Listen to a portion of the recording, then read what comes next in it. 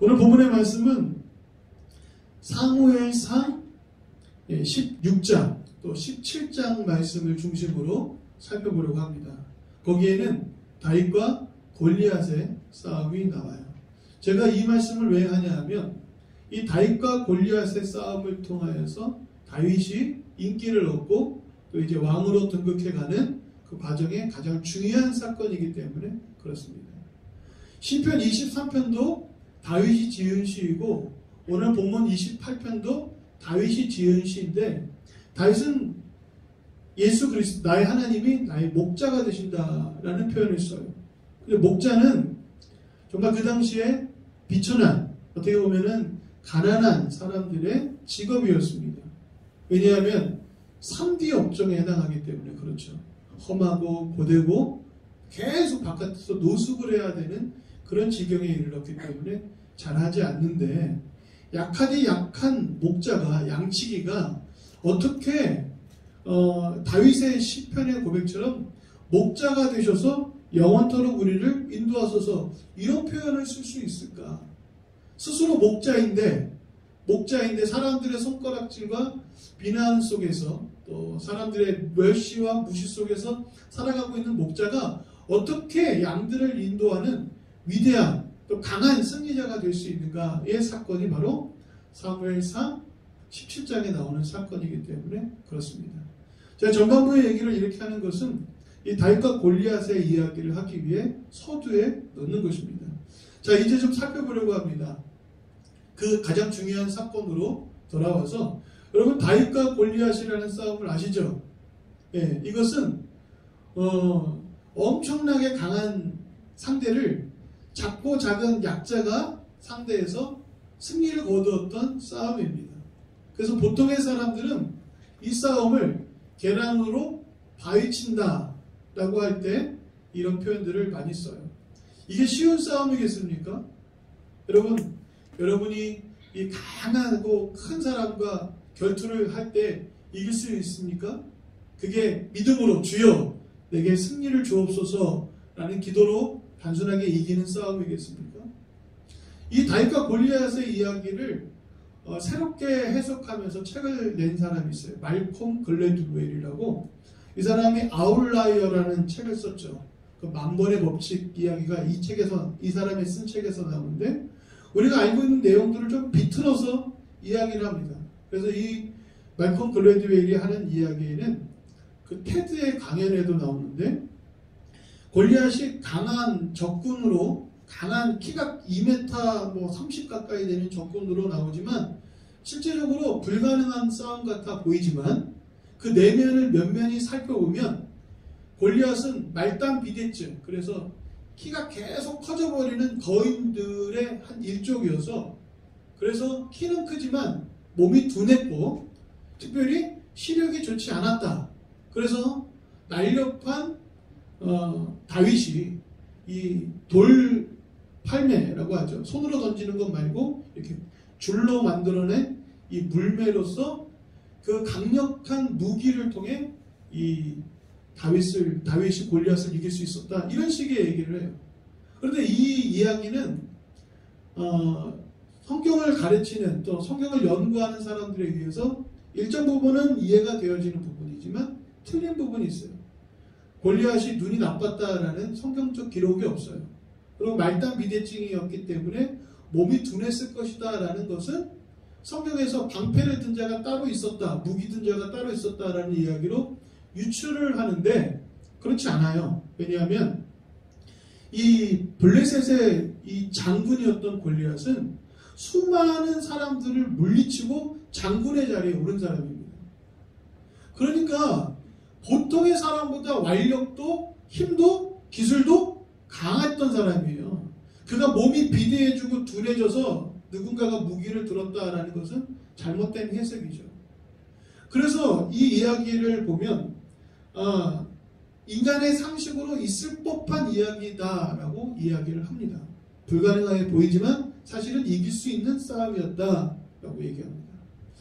그래서 제가 여러분의 보통의 생각들, 다윗과 골리앗의 싸움은 계란으로 바위치기였는데 이런 어떤 소설가나 아니면 세상을 연구하는 학자들이나 공부를 많이 했던 사람들의 이야기의 한계점 너머에 있는 실제적 이야기를 좀 해보려고 합니다. 다윗은 목자였어요. 아주 작은 소년이었습니다. 그런데 어떻게 그 싸움을 이길 수 있었을까요? 여러분 예를 좀 들어볼까요? 프로농구 선수들이 질비한 곳에서 아마추어 동호회 농구팀이 시합을 하면 누가 이길까요? 프로농구 선수들이 여러분 아무리 봐주려고 해도 질 수가 없는 거예요. 이거는 게임이 안 됩니다. 여러분이 배팅을 걸어야 된다면 프로농구 선수들 아니면 아마추어 농구 선수들한테 걸겠습니까? 제가 예전에 이 삼성 배구팀 배구 선수들을 제가 실제적으로 본 적이 있어요.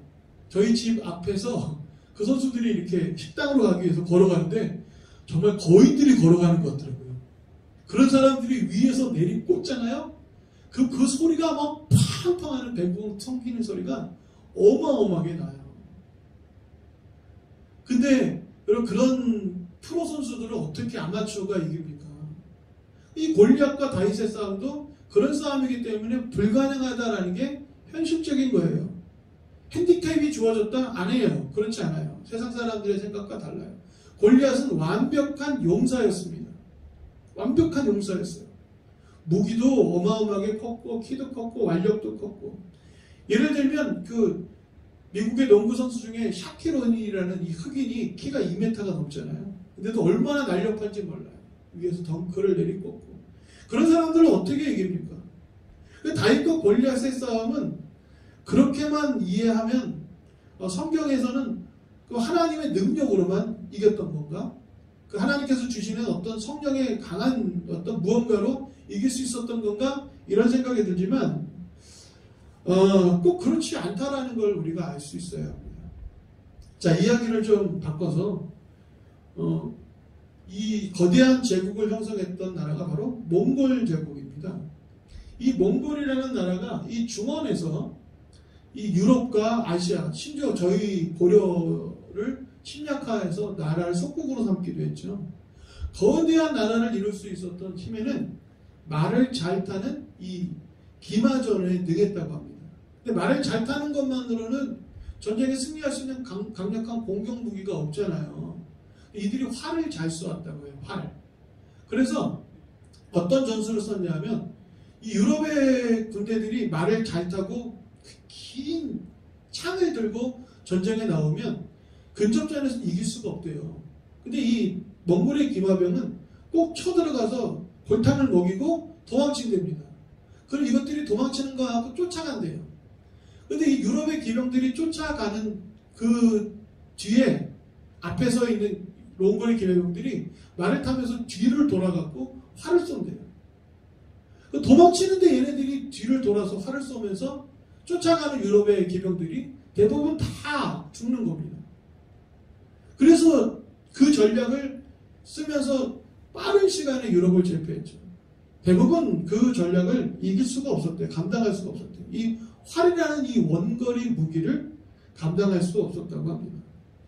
우리나라도 이 활을 잘 쏘는 민족이죠. 몽골에 있는 활보다 훨씬 더 빠르고 강한 활을 우리나라 사람들이 만들었어요. 그래서 이 활을 잘 쏘는 민족이 저희 민족이고, 여러분 올림픽에서 양궁을 하면 한국 사람들이 활을 잘 쏴서 꼭 이기잖아요. 이 DNA가 우리 안에 있는 겁니다. 근데 왜 활을 잘 쏘았느냐? 그건 뭐냐면 우리나라는 작은 나라예요. 산이 많은 나라예요. 외부의 침입이 오면 산성을 만들어서 산 위에서 활을 쏩니다.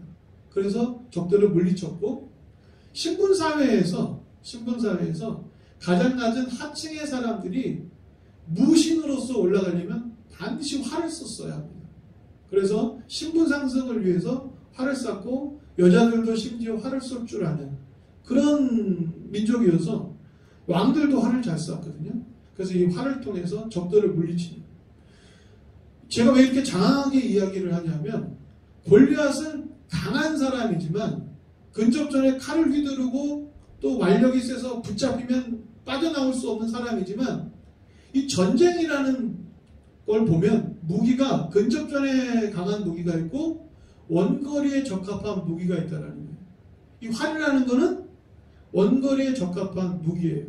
그래서 적들이 방패를 단단하게 하고 오지 않으면 이 강한 화살에 의해서 원거리에 있는 다가오기도 전에 미처 싸워보기도 전에 활에 의해서 쓰러지는 일들이 비일비재했어요. 알고 계시죠? 똑같은 거예요. 지금 이 싸움의 본질은 뭐냐 하면 골리앗은 강한 주먹을 가진 사람이에요. 강한 주먹을 가진 사람입니다. 그런데 가위바위보를 해요. 어마어마하게 큰 손으로 주먹을 냅니다. 근데 지금 다윗은 어떻게 하는 거예요? 작고 고운 손으로 뭐를 내는 거예요? 가위를 내는 거예요. 그럼 이겨요? 안 이겨요? 이겨요? 안 이겨요? 그렇게 이기는 겁니다. 할렐루야. 우리가 불가능해 보이는 싸움 같아 보여도 지금 골리앗이 내는 건 크기는 커도 강해 보여도 그 손이 무지막지해도 주먹을 내는 거고 나는 지금 가위를 내는 거예요. 근데 이 가위를 낸다라는 개념이 어떤 개념이냐 하면 자, 전혀 다른 싸움을 하고 있다라는 거죠. 근접전의 싸움이 아니라 원거리의 싸움을 하고 있는 거죠.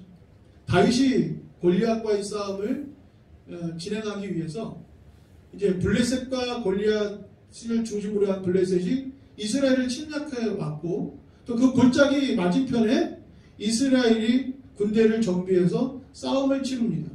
근데 무려 40일간이나 싸움이 일어나지 않아요. 왜냐하면 블레셋의 골리앗이라는 어마어마한 장수가 나와갖고 나랑 싸우자. 그래서 내가 이기면 너희를 점령한 국가가 되고 내가 지면 우리가 물러나리라. 이런 식으로 이야기를 합니다. 그 과거의 싸움 방식이죠. 희생을 줄이고 대표자들의 싸움을 통해서 승패를 결정하는 그런 싸움을 하고 있는 거예요. 근데 이스라엘에는 그 골리앗을 맞서 싸울 사람이 없는 겁니다. 소문만 들어도 무시무시하거든요. 이 어마어마한 장수를 감당할 수가 없거든요. 이스라엘이 광야를 지나 가나안 땅을 정탐하러 갈 때 그때 정탐꾼들이 뭐라고 말하냐면 그 땅에는 거인들이 삽니다. 이렇게 얘기를 해요. 근데 그 거인들 안악자손의 후손이 바로 골리앗인 거예요. 이걸 어떻게 이야기하냐면 지금 시대의 평균 신장을 따져보면 이 유럽 사람들, 특별히 북유럽의 사람들은 평균 신장이 185가 돼요. 그리고 이 동남아시아를 비하는 건 아닙니다만 실제적으로 동남아시아 남자들의 평균 신장이 한 160 초반이라고 합니다. 그럼 그 160 초반의 사람과 180 사람의 키가 20cm 정도 차이가 나면 그 싸움 자체가 됩니까? 종족적으로 인종적으로 아주 우수한 인종인 거예요. 우수한 인종. 근데 그가 싸움을 나와서 전쟁을 치르자 나와 붙자라고 하니까 이스라엘에 아무도 그 싸움을 치를 사람이 없었던 것입니다. 그러니까 싸움이 지지부진하게 이스라엘에게 불리한 쪽으로 가고 있을 때 마침 다윗이 아버지의 심부름을 받아 전쟁에 참여한 형들을 보러 옵니다. 그리고 다윗이 그 싸움에 참여하죠. 근데 다윗이 그 싸움에 참여하게 될 때 사울이 그의 결투를 지지합니다. 왜냐하면 다윗이 너무나도 담대하게 이야기를 하죠. 내가 이 싸움에 나가서 승리하겠습니다. 할 수 있습니다. 라고 얘기합니다. 어떤 것을 근거로 하냐면 주의 종이 사자와 곰이 자기가 지키는 양들을 공격해 왔을 때 내가 그 사자와 곰을 물리치고 움켜진 그 양들을 꺼내기 위해서 내가 사자의 수염과 곰을 물리친 적이 있습니다. 이렇게 말을 해요. 그러니까 그 말을 근거로 해서 사울이 다윗을 이스라엘의 대표로 내보냅니다. 여러분 여기서 우리가 한 가지 오래된 편견이 있는데 주일학교 때 배우면 소년 다윗은 아주 꼬맹이 아이로 나오죠. 꼬맹이 아이가 골리앗과 싸움을 싸우러 나가는 것처럼 이야기하지만 실제적으로 성경을 보면 다윗이 사울의 갑옷을 입어봅니다. 자, 예를 좀 들어볼까요? 키가 2m 가까이 되는 사람, 사울은 키가 다 다른 사람들은 머리 하나가 컸어요. 그러니까 키가 아주 큰 사람입니다. 지금 나 키로 보면 보통의 키에서 한 180에서 90 가까이 되는 사람이고요. 키가 크고 잘생긴 사람이었어요.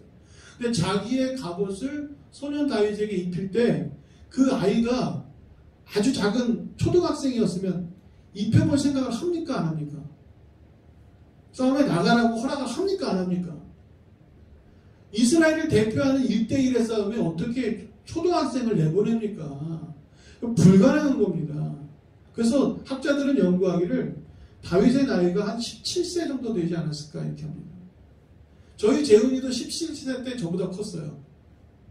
그러니까 호리호리해 보여도 키가 큰 얼굴이 애띄어 보여서 어린아이와 같지만 소년이라고 하지만 실제적으로 요즘 수영 박태환 2세로 나오는 뭐 친구 하나 있는데 그 친구가 세계선수권 1위 했거든요. 20살도 안 됐어요. 그런 친구들이 박태환도 마찬가지고 20살 전에 자기 기량을 발휘하는 걸 보면 신체적인 나이가 어려도 실제적으로 기량은 뛰어났던 소년이라고 볼 수가 있어요. 그래서 다윗이 키가 어느 정도 컸기 때문에 갑옷을 입어봤지만 익숙하지 않아서 내려놓습니다. 익숙하지 않아서 내려놓고 다윗이 내가 익숙했던 걸로 가겠습니다 하면서 한 손에는 막도기를 들고 냇가에 가서 매끄러운 돌 5개를 준비합니다. 그런데 이것이 어떤 의미냐 하면 다윗은 양을 지킬 때 이 물매라는 걸로 사자와 곰을 물리칩니다. 이 물매라는 것은 이렇게 생겼어요. 자, 여러분 보시면 이 한 손에는 이제 돌 주머니를 넣고 있는 거고 이 가죽으로 된 이 끈을 한 손 구멍이 있는 여기다가 손가락을 걸어요. 손가락을 걸고 그리고 거기 이렇게 넓은 부분에다가 돌멩이를 걸어놓고서 돌립니다. 이렇게 돌려요.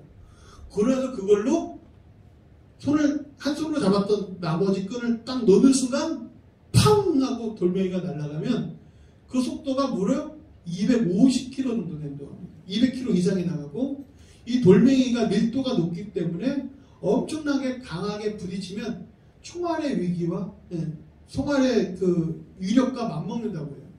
예를 들면 여러분 잘 아는 그 유현진이라는 선수, 유현진보다 김병인이 더 속도가 빨랐는데 160km를 던지는 야구 선수가 야구공이 아닌 돌멩이로 공을 던지면 더 밀도가 높고 부피의 저항력이 작기 때문에 더 빠르게 날아갑니다. 그 한 180, 200km 가까이 되는 그 돌멩이가 눈앞에 빵 하고 달려온다고 생각해 보십시오. 그럼 여러분 그거 맞으면 사람 그냥 골로 가는 거예요. 골로 가는 거. 이건 싸움이 전혀 잽이 안 되는 싸움이라고 알았는데 다윗의 입장에서 봤을 때는 해볼 만한 싸움이라는 거예요. 왜냐하면 나는 이 슬링이라고 합니다. 이거를 영어로 이 물매를 던지는 아주 숙련된 사람이었던 거예요. 성경에 보면 물매를 던지는 사람이 무려 700명이나 기브아 족속 가운데 있었다라고 얘기합니다. 여기 보면 사사기에 보면 사울왕 이전의 이야기를 담고 있는데 그때 기브아 주민 가운데 700명이나 있는데 이 사람들은 왼손잡이로서 물매로 돌을 던지면 조금도 틀림이 없는 자들이다 이렇게 말합니다. 그래서 그 거리가 여기서 한 20m 정도 되는 표적을 맞출 수 있는 아주 숙련된 기술자였다는 거예요. 엄청나게 빠른 속도로 강한 파괴력으로 그리고 백발백중의 실력을 갖고 있는 사람들이 전투에 나가면 그 싸움에 큰 승기를 잡을 수 있는 위력이 됩니다. 그래서 고대의 전투는 근접전의 전투가 있고 원거리 전투가 있는데 이 원거리 전투에 했던 사람들이 활이나 투석기 정도를 쓰고 그리고 기병에 의한 전투 이렇게 세 종류의 전투를 한다고 합니다. 그러니까 종류가 다른 싸움이에요. 가위, 바위, 보의 싸움으로 어떤 것을 내어야 어떤 것에 승리가 될까 이런 고민을 하면서 전쟁을 치르는 전략이 필요한 것처럼 지금 골리앗은 근접전에 능한 장수이지만 다윗은 원거리 전투를 하는 아주 숙련된 기술자, 용사라고 할 수가 있습니다. 그런 경험치도 풍부했다라고 하는 거죠. 그래서 다윗이 매끄러운 돌 5개를 골라서 전쟁을 치르죠. 매끄러운 돌이라는 것은 아주 밀도가 강한 아주 짱짱한 돌을 가지고 전쟁을 치릅니다. 자, 여기까지 이야기를 하면 그 전쟁의 싸움이 해볼 만한 싸움이 되는 거죠. 다윗에게는 숙련된 물매가 있고 밀도 높은 돌멩이가 있고 무려 돌 5개를 준비합니다. 내가 5번을 던질 수 있는 거예요. 가까이 가기 전에 도망치면서 던지고 안 맞으면 또 도망치면서 던지면서 5번이나 내가 승부를 볼 수 있다는 자신감을 갖고 있는 거예요. 해볼 만한 싸움이라는 거예요. 여러분 이게 왜 중요한지 아십니까? 우리 그리스도인들이 어떠한 준비, 어떠한 훈련, 어떠한 고된 노력도 없이 하나님께 기도하고 될 것이다 라는 믿음을 갖는 게 그것이 하나님께서 바라시는 믿음의 형태가 아니다라는 겁니다. 우리가 무언가 기도하고 꿈꾸는 많은 것들이 사실은 우리가 일상의 삶에서 고된 시간의 눈물의 그 땀의 결과이고 믿으십니까? 그 공격 무기를 잘 다듬어서 기회가 얻어졌을 때 그 싸움을 해볼 만한 싸움이 되는 것이죠. 그렇게 승리를 얻는 거예요. 우리가 매번 노력하지도 않고 또 다른 선택을 하지도 않는 그런 어리석은 선택과 후회들 속에서 왜 이것이 확 뒤집어져서 잘 돼야만 된다고 생각할까요? 저는 이 다윗의 이야기를 항상 제 가슴속 깊은 곳에 둡니다. 내게 이런 싸움이 왔을 때 나는 기도하며 이 싸움에 나가지만 나는 그 싸움을 나갈 만한 준비된 용사인가? 이 싸움을 승리할 수 있는 그런 믿음의 사람인가? 라는 생각을 해봅니다. 거기에 하나님께서 큰 용기를 주시죠. 해볼 만한 싸움이다라는 용기를 하나님께서 허락해 주시고 그 뒤에 다윗이 골리앗을 봤는데 골리앗이 키가 크잖아요. 그 모두 커요. 얼굴도 크죠? 관역이 어마어마하게 큰 거예요. 관역이. 맞힐 때가 많은 거예요. 그 오히려 이 불리한 싸움이 아니라 이거는 자기에게 온 좋은 기회가 되는 거예요. 여러분 이것은 다윗과 골리앗의 우리가 갖고 있었던 예전의 편견을 깨뜨리는 메시지예요. 왜냐하면 세상이 골리앗과 같아 보이기 때문에 그래요. 세상이. 나는 아무런 힘도 없고 그저 작고 연약한 피해자다라는 생각을 해요. 근데 아닙니다. 이 세상과 맞서는 우리는 연약해 보이지만 하나님께서 나에게는 강한 훈련된 무언가를 허락해 주셨어요. 그게 예수님께서 말씀하시는 달란트인 거예요. 달란트. 여러분의 달란트가 있습니다. 모든 사람에게 주신 한 가지 이상의 달란트가 있어요. 그리고 여러분이 삶에서 살아오면서 여러분만의 강점이 있습니다.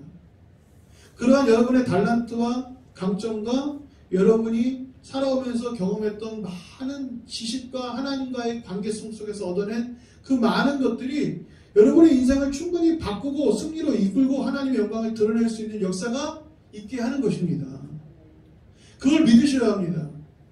항상 피해자고 항상 실패자고 안 된다라는 부정적인 생각으로 갖지 마시고 그 하나님이 내게 주신 능력과 실력과 경험과 하나님이 함께 하시는 모든 믿음의 용기들이 여러분 기회를 만들어주시는 하나님의 은총이 될 수 있다는 것입니다.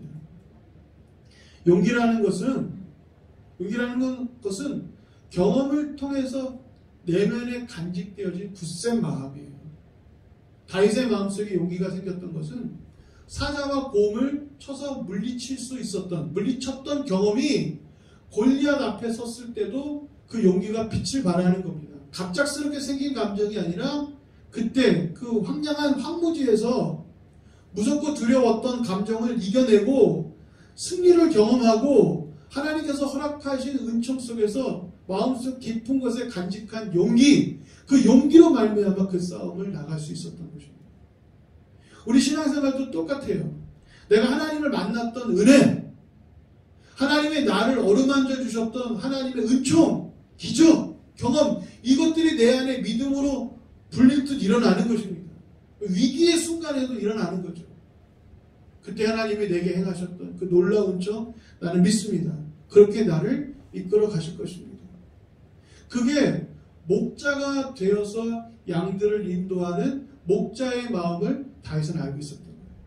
그렇게 목자는 양들을 위해 싸우고 승리를 이끄시는 하나님이라는 것을 다윗은 믿었기 때문에 자신의 연약함 속에서 하나님께 나아가 하나님을 철저하게 의지하고 믿음으로 하나님께 영광을 올려드릴 수 있었던 것입니다. 다윗이 그래서 돌을 가지고 그것을 휘둘러서 골리앗의 이마를 맞추죠. 여러분, 이 싸움이 사람이 할 수 있는 용기를 갖고 감당할 수 있는 싸움이지만 그렇다고 반드시 100% 승리하는 싸움은 아니었어요. 해볼 만한 싸움이었지만 승리의 진정한 성패는 누구에게 있었을까요? 하나님에게 있었던 겁니다. 그게 중요한 거예요. 자, 이제 보면 사무엘상 16장에 보면 다윗은 이런 여러 가지 경험치들과 용기를 갖고 골리앗의 큰 얼굴이 자기에게 주어진 그의 핸디캡이죠. 나에게 주는 어떤 베네핏이 되는 것이고, 근데 여기에 하나님께서 성령의 기름 부으심의 사건이 이미 임하였던 것을 볼 수가 있습니다. 사무엘상 16장으로 가면 사무엘이 하나님께서 말씀하셔서 이새의 아들 가운데 내 마음에 합한 자가 있으니까 그에게 기름을 부어라 라고 얘기합니다. 그때 그 기름 부음을 받는 자가 바로 다윗이죠. 여러분 아시잖아요. 하나님께서 사울을 버렸어요. 그리고 다윗에게 기름을 붓습니다. 그리고 다윗에게 기름을 붓는 순간 다윗에게 하나님의 영이 임해요. 하나님께서 주신 놀라운 영적 능력이 가득합니다. 그리고 다윗에게는 임하였던 그 성령이 충만하지만 사울에게는 하나님의 영이 떠납니다. 하나님의 영이 떠나니까 사울이 악신이 들려요. 하나님이 저버렸고 하나님의 영이 떠나니까 사울의 마음속에는 괴로움이 있고 악신이 들려서 그 괴로움을 견뎌낼 수가 없어요.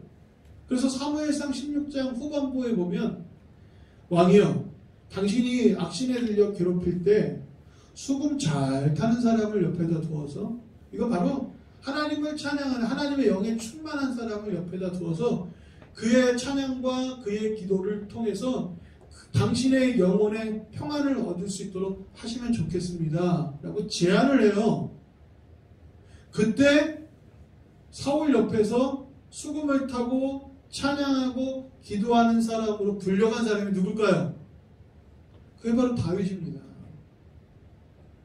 그러나 골리앗과의 싸움 이전에 두 가지 사건이 있죠.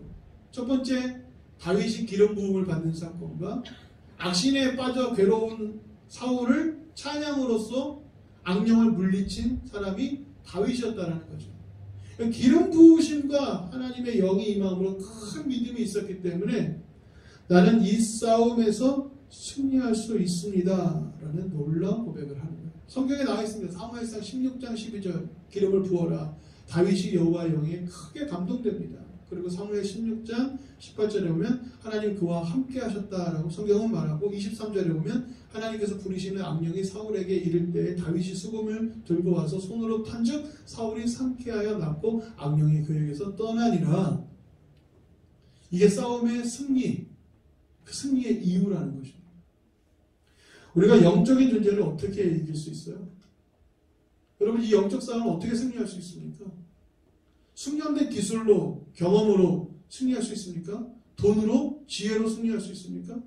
물론 그런 것들이 준비되어져 있으면 해볼 만한 싸움입니다. 세상에서 그러한 재능과 그러한 실력과 그러한 기회를 얻어서 성공한 사람도 많고 부자 된 사람도 많아요. 그런데 그들이 다 행복합니까? 그들이 다 천국 갑니까? 아닙니다. 모든 것을 가진 사람도 결국에는 천국을 소유하지 못한 채, 여러분, 하나님의 천국에 이르지 못한 채 영적인 괴로움과 삶의 지옥에 살아가고 있는 사람들이 얼마나 많습니까? 근데 그들에게 예수 그리스도의 십자가만이 구원이 되고 능력이 되고 하나님의 영의 역사로 말미암아 승리가 이루어진다는 것을 우리는 알잖아요. 우리는 비록 가진 게 없고 우리는 많은 실패를 경험했지만 하나님께서도 희한하게 감사하게도 가난한 우리에게 천국을 허락하셨고 실패하고 넘어진 우리에게 용기를 주셔서 다시 일어설 수 있게 하셨고 아프고 괴롭고 힘들지만 하나님께서 오늘을 살아갈 이유와 힘을 주시는 은총 속에서 하루하루를 살아가잖아요. 그렇게 목자가 되시는 하나님께서 나를 위해 싸우시고 큰 승리를 이루신 것처럼 오늘 우리를 다시 일으켜 주셔서 그 싸움을 싸우라 말씀하실 때 우리는 앞서 나가신 예수 그리스도를 따라 싸움에 임하는 그런 믿음의 용사들이 되지 않습니까?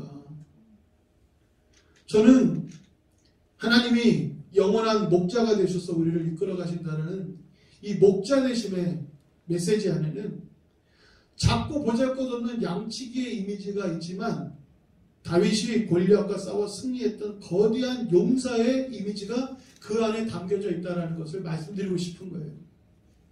나의 목자가 되신 하나님은 인자하고 자비로워서 나를 위해 푸른 초장과 쉴만한 물가로 인도하신 그 하나님이시지만 내 하나님은 나의 목자가 되셔서 나를 위해 싸우시고 할렐루야.